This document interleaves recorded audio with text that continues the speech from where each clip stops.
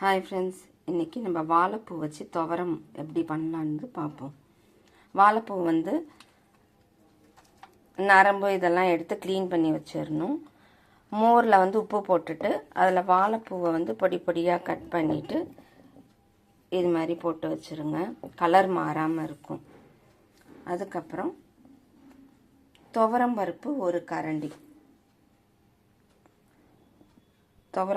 கரண்டி எடுத்து ஊற வச்சுக்கணும். ஒரு அரை மணி நேரம் ஊறட்டும். அதுக்கப்புறம் கொஞ்சமாக தேங்காய், 2 வரமிளகா, ஜீரகம் அரை ஸ்பூனு, அப்புறம் மஞ்சப்பொடி கொஞ்சமாக போட்டு பல்சர் மோடில் இதை துவரம்பருப்பு, தேங்காய், வரமிளகா, ஜீரகம், மஞ்சள் இதை மட்டும் பல்சர் மோடில் தண்ணி விடாமல் அரைச்சிக்கணும். இப்போ மிக்சியில் போட்டிருக்கேன். இதை எல்லாம் ஒன்றா போட்டு பல்சர் மோடில் அரைக்கணும்.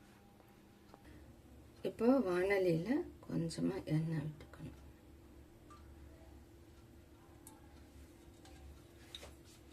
ஒரு 2 டேபிள் ஸ்பூன் எண்ணெய் விட்டுருக்கேன். அதில் கடுகு,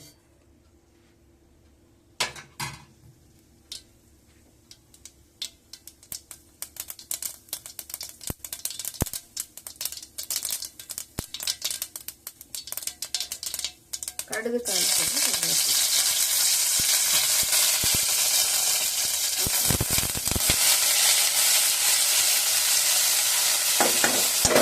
வாழைப்பூவை இதில் போட்டு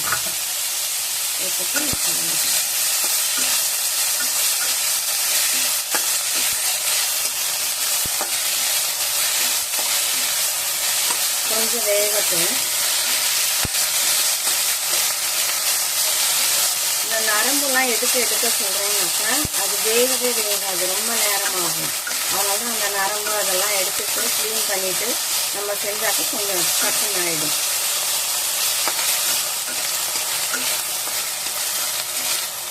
ஒரு 2 மினிட்ஸ் வேகட்டும்.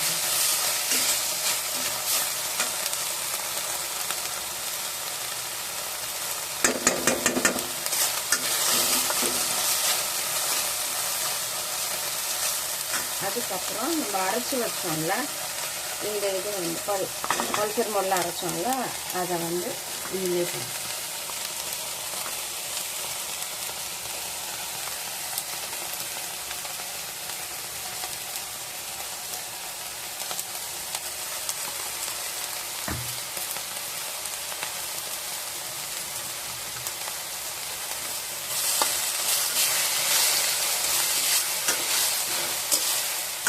ஒரு 5 மினிட்ஸ் அப்படியே வேகட்டும். கொஞ்சமாக உப்பு போட்டுட்டு அப்படியே கலந்து விட்டாக்க 5 மினிட்ஸ் தான் ஆயிடுச்சு. இப்போ ஃபுல்லாகவே ஆயிடும். அவ்வளோதான், ஆஃப் பண்ணிடணும். சுவையான பொரியல் ரெடி. இதை நீங்கள் பொடியாகவும் வாழைப்பூ கட் பண்ணி போட்டுக்கலாம். இது மாதிரி கொஞ்சம் பெருசாகவும் கட் பண்ணி போட்டிருக்கேன். நான் பெருசாக போட்டிருக்கேன்.